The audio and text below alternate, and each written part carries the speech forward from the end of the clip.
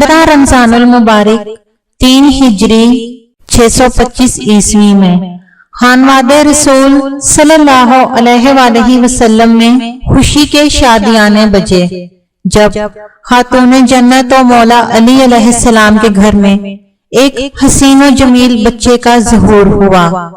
نبی اکرم صلی اللہ علیہ وآلہ وسلم کو ظہور مبارک کا علم ہوا تو آپ صلی اللہ علیہ وآلہ وسلم حضرت بی بی فاطمہ الزہرا سلام اللہ علیہا کے گھر تشریف لے گئے، بچے کو گود میں لیا اور بچے کا نام حسن رکھا۔ یہ وہ نام ہے جو اس سے پہلے عرب میں کسی کا نہیں تھا۔ یہ نام اللہ کی طرف سے حضور پاک صلی اللہ علیہ وآلہ وسلم کو جنت میں سے تفویض ہوا۔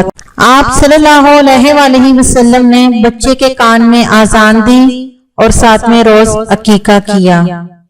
حضرت حسن علیہ السلام انتہائی حسین و جمیل تھے، شباہت میں آپ نبی پاک صلی اللہ علیہ وآلہ وسلم سے مشابہ تھے، اسی وجہ سے آپ کو شبیہ رسول صلی اللہ علیہ وآلہ وسلم بھی کہا جاتا تھا۔ آپ علیہ السلام کی کنیت ابو محمد اور القابات میں سب سے مشہور مجتبیٰ ہے۔ اس کے علاوہ تقی، طیب، سید وغیرہ بھی آپ علیہ السلام کے القابات ہیں۔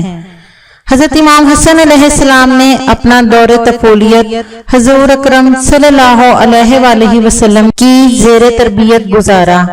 نبی پاک صلی اللہ علیہ وآلہ وسلم آپ علیہ السلام سے بے حد محبت فرماتے تھے اور سب کو آپ علیہ السلام سے محبت کی تلقین بھی کرتے تھے۔ حضور پاک صلی اللہ علیہ وآلہ وسلم کی محبت کا یہ عالم تھا کہ شہزادہ حسن علیہ السلام اور حسین علیہ السلام دوران نماز سجدے کی حالت میں آپ صلی اللہ علیہ وآلہ وسلم کی پشت مبارک پر سوار ہو جایا کرتے تو آپ صلی اللہ علیہ وآلہ وسلم اپنی سجدہ کو طویل کر دیا کرتے تھے۔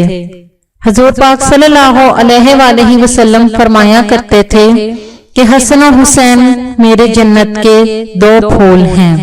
ایک مرتبہ حضور پاک صلی اللہ علیہ وآلہ وسلم لوگوں میں اس شان سے آئے کہ ایک شانہ پر حسن علیہ السلام اور دوسرے شانہ پر حسین علیہ السلام تھے، اور حضور صلی اللہ علیہ وآلہ وسلم کبھی حسن علیہ السلام اور کبھی حسین علیہ السلام کا بوسہ لیتے اور فرمایا، جو شخص ان دونوں سے محبت رکھے گا وہ مجھ سے محبت رکھے گا، اور جو ان سے بغض رکھے گا وہ میرا بھی دشمن ہوگا۔ حضرت امام حسن علیہ السلام خدمت رسالت مآب صلی اللہ علیہ وآلہ وسلم میں رہتے تھے۔ جب آپ کی عمر مبارک 7 برس ہوئی تو رسول پاک صلی اللہ علیہ وآلہ وسلم سے جو وحی آپ علیہ السلام سنتے تھے وہ یاد کر لیتے، پھر اپنی والدہ کی خدمت میں حاضر ہو کر سنا دیتے تھے۔ 10 ہجری میں آپ صلی اللہ علیہ وآلہ وسلم کے نصرانیوں سے مباہلہ میں حضرت حسن علیہ السلام بھی شامل تھے۔ اس وقت آپ کی عمر مبارک 7 برس تھی۔ حضرت امام حسن علیہ السلام نرم دل، نیک خو، باوقار اور پرہیزگار تھے۔ آپ علیہ السلام نے 9 عقد کیے تھے اور آپ علیہ السلام کے 8 بیٹے اور 7 بیٹیاں تھیں۔ امام حسن علیہ السلام نہایت شجاع تھے، لیکن بہادری اور شجاعت کے باوجود آپ علیہ السلام نہایت پرامن تھے۔ یہی وجہ ہے کہ آپ کو امام امن بھی کہا جاتا ہے۔ آپ علیہ السلام نے جنگ جمل، جنگ صفین، جنگ نہروان میں اپنے بابا علی علیہ السلام کے ہم رکاب ہو کر حصہ لیا، اور ان تمام جنگوں میں بہادری اور شجاعت کے ایسے کارنامے انجام دیے جو دشمن کی نیندیں حرام کر دینے کے لیے کافی تھے۔ 40 ہجری میں حضرت علی علیہ السلام کی شہادت کے بعد امام حسن علیہ السلام نے خلافت سنبھالی، لیکن اپنی صلح جو طبیعت اور عادات کی وجہ سے صرف 1 برس حکومت کر سکے، اور اس وجہ سے اقتدار کو خیر بات کہہ دیا کہ مخلوق خدا کا خون نہ بہے۔ حضرت امام حسن علیہ السلام انتہائی زاہد و پرہیزگار تھے۔ آپ علیہ السلام کی ساری زندگی اپنے اجداد کے نقش قدم پر گزری تھی۔ آپ علیہ السلام نے ہمیشہ دین اسلام کی سربلندی اور بقا کے لیے جدوجہد کی۔ آپ علیہ السلام نے کئی حج کیے تھے اور ان میں سے بیشتر باپیادہ کیے تھے۔ حضرت امام حسن علیہ السلام کی زندگی تمام عالم کے مسلمانوں کے لیے مشعل راہ ہے اور آپ علیہ السلام کے فرامین درخشاں و تابندہ ہیں۔